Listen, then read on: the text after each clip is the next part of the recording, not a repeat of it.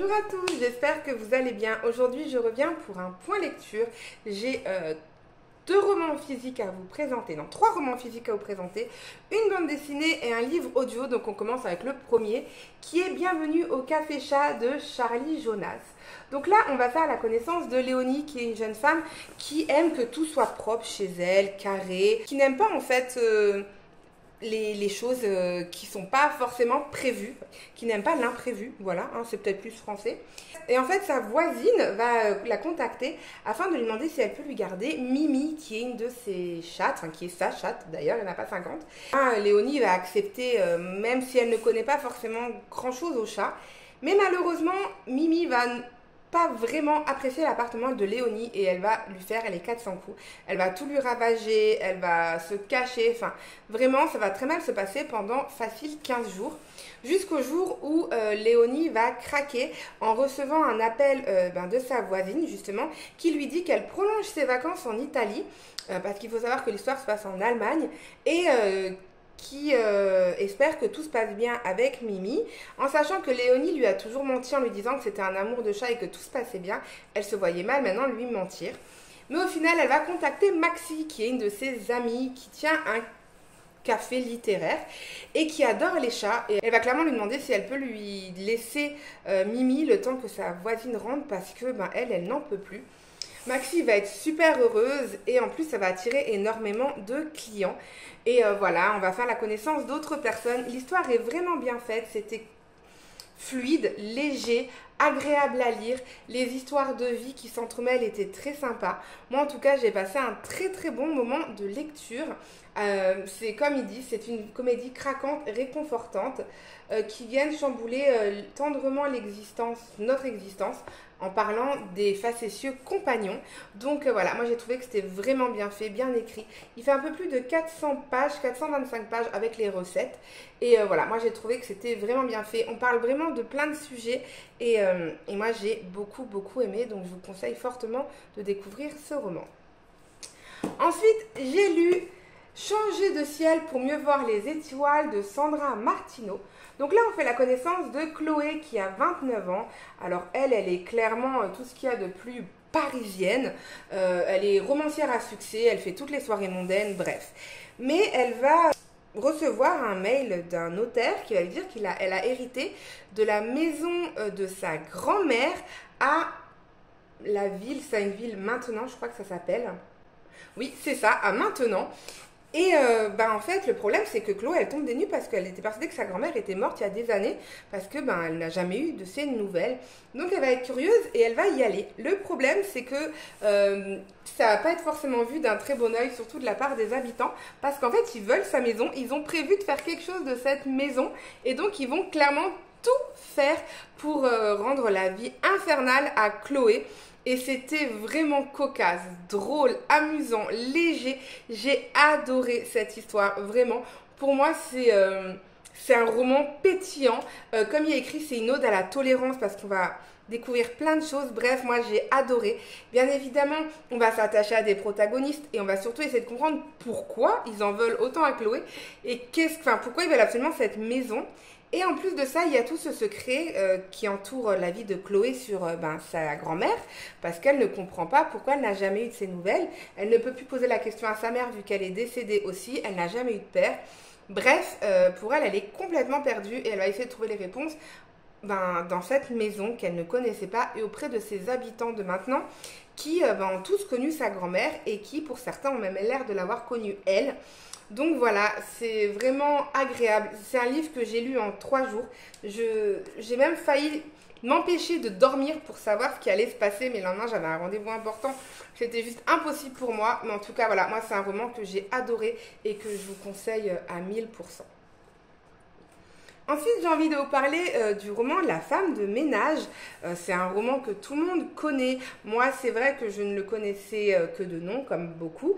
Mais j'en avais entendu tellement de bien que j'étais super heureuse de pouvoir le découvrir grâce aux éditions, grâce au site NetGalley et aux éditions, je ne sais plus si c'est Livy ou Audible, je vous l'avoue, qui a permis que je découvre ce roman. et j'ai beaucoup aimé. Donc là, pour la petite histoire, on fait la connaissance de Millie, qui est une jeune fille qui vient de sortir de prison. On ne sait pas tout de suite pourquoi elle était en prison, mais au fil des pages, on va assez vite, on va pas le comprendre tout de suite parce qu'elle va l'exprimer plus tard, mais on sait que ce qu'elle a, que c'est une bonne personne. On sait que c'est une bonne personne et que voilà, c'est pas une personne qui était à la base méchante. Et en fait, elle va être accueillie par Monsieur et Madame Winchester qui vont lui proposer un emploi, enfin, du moins Madame Winchester. Et elle va être heureuse parce qu'elle va avoir un emploi qui est assez bien payé et surtout avec une chambre en fait, parce qu'elle dormait dans sa voiture. Mais elle va assez vite déchanter quand elle va se rendre compte que la chambre est dans un grenier, que la porte se ferme que de l'extérieur. C'est assez lugubre. Enfin, il y a une ambiance dès le début qui sent qu'il y a un truc qui cloche. Mais voilà, elle va accepter parce qu'elle n'a rien d'autre. Et au final, elle va vite se rendre compte que sa patronne, qui était si gentille lors du premier rendez-vous, devient vite instable, détestable et assez toxique. Et il y a même une rumeur comme quoi elle a essayé de noyer sa fille il y a quelques années plus tôt. Donc elle va s'en méfier comme de la peste. Mais elle trouve du réconfort auprès de Monsieur Winchester, qui est une personne très gentille, très agréable, vraiment... Elle ne sait pas en fait qu'est-ce qu'il fait avec cette femme, parce que cette femme est clairement folle, mais lui a l'air fou amoureux de sa femme. Et donc voilà. Ça, c'est la première partie. Et il va y avoir une deuxième partie que je ne vais clairement pas vous raconter. Et à partir de là, en fait, toutes les certitudes s'écroulent, tout le puzzle s'effondre. C'est impressionnant comment tout est bien mis en place. Les rebondissements qu'il va y avoir, les retournements de situation. Enfin, c'est vraiment, vraiment bien mis en scène. Moi, j'ai trouvé, je n'y ai vu que du feu et j'ai beaucoup, beaucoup aimé comment tout cela est fait. Le seul petit bémol, on va dire, c'est vraiment la fin, vraiment la toute fin, quand l'histoire va finir. Que l'histoire finit bien ou mal, ça à vous de le voir.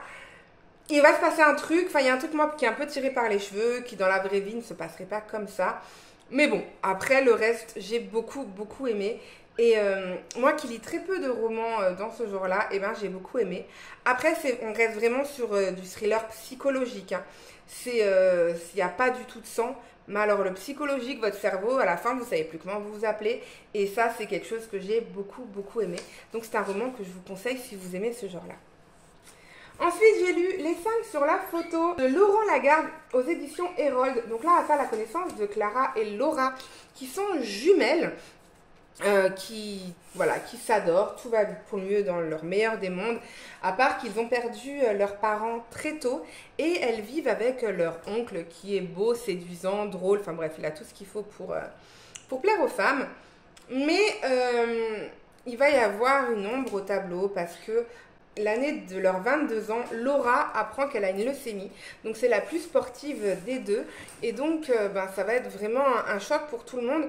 Surtout que Clara, elle, a toujours été dans l'ombre de Laura et elle ne sait pas vraiment se débrouiller sans Laura.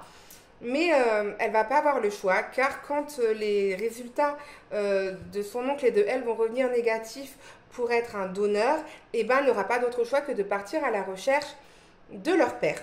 Je vous ai dit que leur père et leur mère étaient mortes, pas du tout, c'est leur mère qui est morte et elles ne savent pas du tout qui est leur père. Elle va donc partir à la recherche de ce père afin de voir si lui pourrait être donneur. Et donc on va partir sur une petite île, en Italie, ça je sais, mais je ne sais plus où exactement, en Italie, dans le sud de l'Italie, ça c'est sûr. Parce qu'en fait, en rentrant chez elle, elle va partir à la recherche d'objets de sa mère pour un petit peu se sentir épaulée.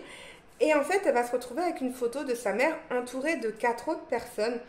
Et elle se demande qui sont ces personnes. Elle voit juste que ça a été pris à Rome et elle décide donc de partir à Rome à la recherche de ces personnes-là.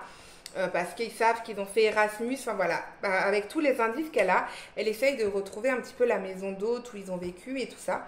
Et donc on va partir vraiment à la recherche de ce secret, de ce père. Et c'était vraiment bien fait parce qu'il y avait le présent, le présent et le passé plutôt, c'est mieux, qui se mélangeaient, c'était vraiment bien fait. La plume était fluide, agréable à lire. Les protagonistes, les 3 étaient vraiment agréables, attachant, touchant. Et même l'oncle était même assez drôle. Certains moments, ben, j'ai bien rigolé parce que j'ai trouvé que c'était voilà, c'était des scènes vraiment qui méritaient d'être drôles. En fait, l'auteur, pardon, parce que c'est Laurent, l'auteur n'essaye pas que ça soit pleurnichard, niais, bien au contraire. Voilà, c'est vraiment une histoire qui est touchante, forte, mais sans que ça soit trop. Et j'ai beaucoup, beaucoup aimé. Et la fin m'a clairement laissé sur le cul. Il n'y a pas d'autre mot. Je m'attendais absolument pas à cette fin. Et voilà, je suis vraiment heureuse en fait de cette fin. Parce que ben, quand on s'y attend pas, c'est toujours mieux. Et voilà, pour moi, c'est un grand, grand, grand plus. C'est un roman que j'ai adoré et que je vous conseille fortement.